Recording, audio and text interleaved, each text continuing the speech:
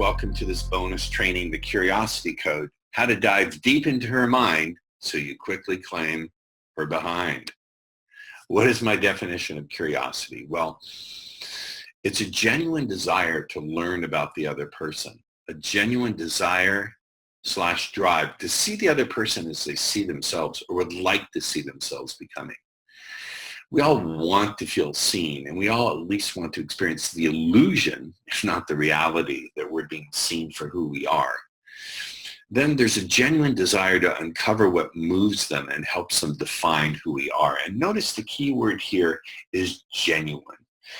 I think when you walk through the world with a genuine curiosity about your world, the people, the phenomena in it, then you recapture some of the wonder that we've lost as children.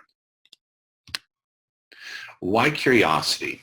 So when we approach a woman from a genuine desire, Kaz is sitting here, so you may have heard her, from a genuine desire to learn who she is, what moves her, we're standing out from 99% of the bullies who don't care, the dumb shits who don't even know how to think on these levels, and in the case of my students, I think, and perhaps you, the data dealers who only know how to discuss facts. So we stand out as unique, rare, and valuable. Remember, when you stand out as unique, rare, and valuable, usually people are willing to pay a cost, attention, time, love, vagina in this case, to get hold of us.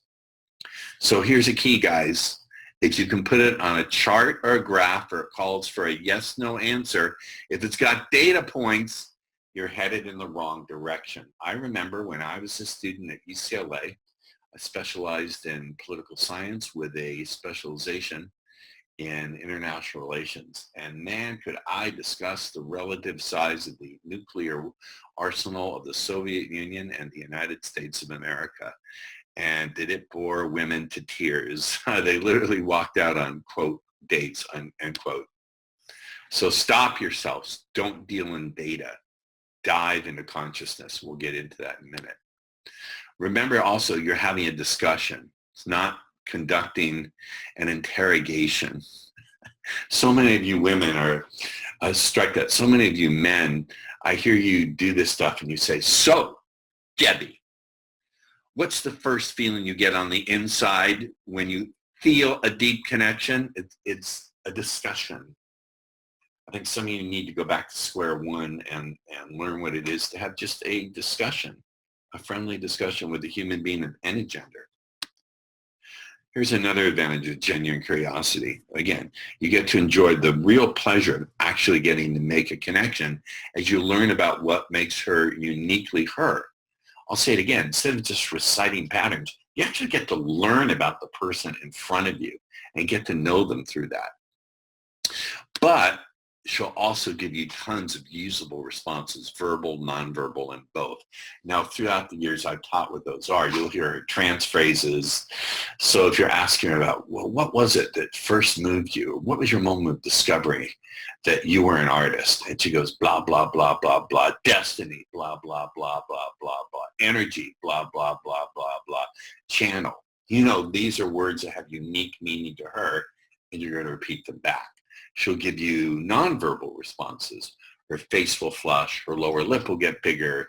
You may see nipple erection, the doggy dinner bowl look, as I've described it for the past 30 years. You know what I'm talking about. So why not ask why? Wherever and whenever possible, we want to avoid asking her why questions. Why questions, first of all, are what virtually everyone asks. They're going to get surface level answers precisely because they're so common. If she tells you she loves acting and you ask why, she probably is tired of reciting her reasons. So you don't want her reciting her reasons any more than you want to be reciting patterns. I'll say it again. You don't want her reciting her reasons any more than you want to be reciting patterns. Now you may say, what do you mean, Ross? Patterns are meant to be recited. Patterns are meant to be examples of the kind of language that excites women, that gets them turned on, that gets them to dive deep down into their consciousness and find those parts and processes within themselves that want to experience surrender to a man and surrender to their own desires. So we can ask about the 3 C's: connection, contribution, and craving. And these questions work because they're all questions about basic human needs and drives. We're evolved to be social creatures, so we all seek connection. And also, if we're worth getting to get to know, if she's worth getting to get to know, other than being like a sperm receptacle or a cum dumpster, pardon me, I hope she is, then she also is going to have some project or goal or passion she's constructing or creating. And finally, as humans, as mammals, we all have cravings. And these are all things that are part of the human experience. So I want you to take a minute or two to answer these for yourself. And I'm going to shut up for a minute while you answer these. Where do you find your sense of connection? Where do you find your sense of contribution? Some contribution to something larger than your own individual life. And finally, you little pervert, what are you craving? So let's take a minute while you answer those questions. Where do you find your sense of connection? Where do you find your sense of contribution? What are you craving?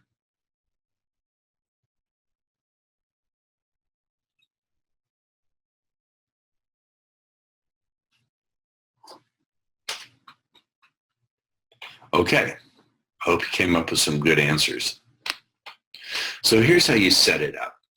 One of the long-time speed seduction conversational framework setups is the theme or sentence as follows. I think you learn so much about people by learning how, where, in what way they X, where X is the topic you want to bring up. So, for example, you could say, I think you learn so much about people by learning where they find their indulgence, their escape. So it's just a formula to fill in the gaps here. So try it like this.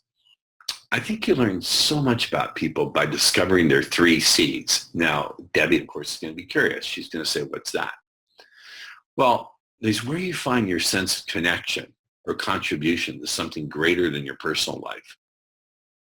There's what you're creating or in the process of creating or constructing for your life, a goal or passion. And the final C is what are you craving? You know, the things you think about when you have certain thoughts. But we don't know each other well enough to go there with me, Debbie. So let's stick to the first 2. Now, as you see, I cannot resist the opportunity to embed commands. In this case, go there with me, Debbie. Notice how I said, you know, the things you think about when you have certain thoughts, which implies sex. And I'm not saying what those thoughts are. Why don't we say specifically what the thoughts are? Why don't we say the things you think about when you think about sex? Because she's going to tell you to fuck off. Whatever you can get that person to imagine for themselves will be perceived by them as being their own thought, and they will not resist it. So where do you find or fulfill your sense of connection or contribution? Now you're going to shut up and listen to her fucking answers because, like I said earlier, there's going to be tons of trance words, personal trance anchors, etc., etc. Then you're going to reciprocate with your own answers. And again, if you have no answers to these questions, you have a deeper problem. Speed seduction is a hollow shell until you expand your own emotional range and set of life experiences. I'll say it again. Speed seduction is a hollow shell until you expand your own emotional range and set of life experiences. So you're going to rinse, repeat, and recycle for the question about creating and constructing. So what about cravings? I want to say leave it off the table. You should leave it off the table. I could go into the blowjob pattern. I should say now it's for cravings. Do you like chocolate, Debbie? But I don't want you to do that because that's going to distract you from the goal here, developing your genuine curiosity. So leave it off the table. You've already implanted the suggestion in your mind when you said, go there with me, Debbie. And I know you want to go into a complex memorized pattern and transition into the blowjob pattern, but don't. I want you to see how it goes just from utilizing her answers and feeding back your own experience plus sexual metaphors. So for example, you could use below me, you could say new direction, feel your opening, succeed, etc., etc. Here's some other examples. I've been playing with this on Bumble and Tinder, but I've been using it in the real world. You even start by seeming to ask a jump question like, so what do you like to, and then stop yourself and say, no, that's a question everyone asks. And then you appear to pause to think for a second, and then I want you to ask, this is a great one, guys. When you want to do something that makes you think, damn, life is good, what do you like to do? Now, I want to point out this could be an indirect way of getting back to cravings. Maybe or maybe not, but it's a damn good question, is it not? So think about this, damn. When you want to do something that makes you think, damn, life is good, what do you like to do?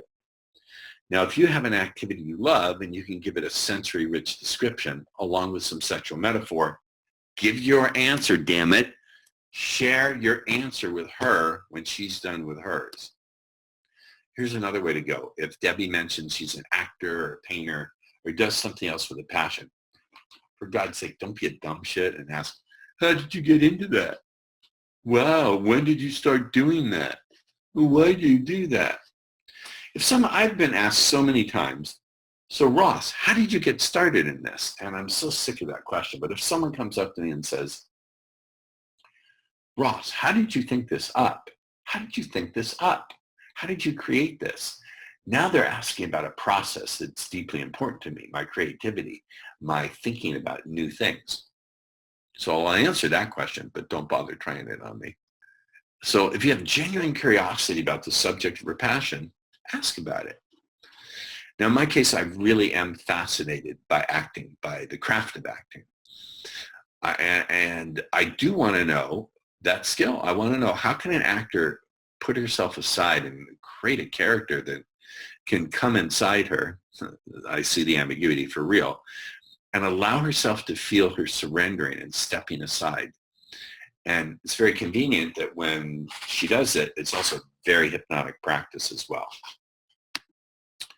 So take note, these are just asking these quality and type of questions sets me apart as being one great and valuable dude. I'm standing out and getting her talking about her deep life passion. I want you to really get this, guys. When you do this, you'll stand out and get her talking about her deep life passion, displaying an understanding, at the same time evoking deep responses. You see, when you display an understanding and you evoke deep responses and you feed them back and anchor them, then it's fucking amazing. It's just the power of that is fantastic. You don't have to do long memorized patterns. You can put little pieces of them in if you want to, where they fit. So this is why it's to your benefit to get curious about virtually everything and anything for which humans have a passion. That said, ask Debbie about her moments of discovering, uncovering her passion. As in, I'm curious, what was your moment of discovery? What was your moment of discovering that you loved X, Y, or Z? Where X, Y, or Z, of course, guys, not going to say X, Y, or Z. It represents whatever it is she says she's passionate about. All right. So that's it.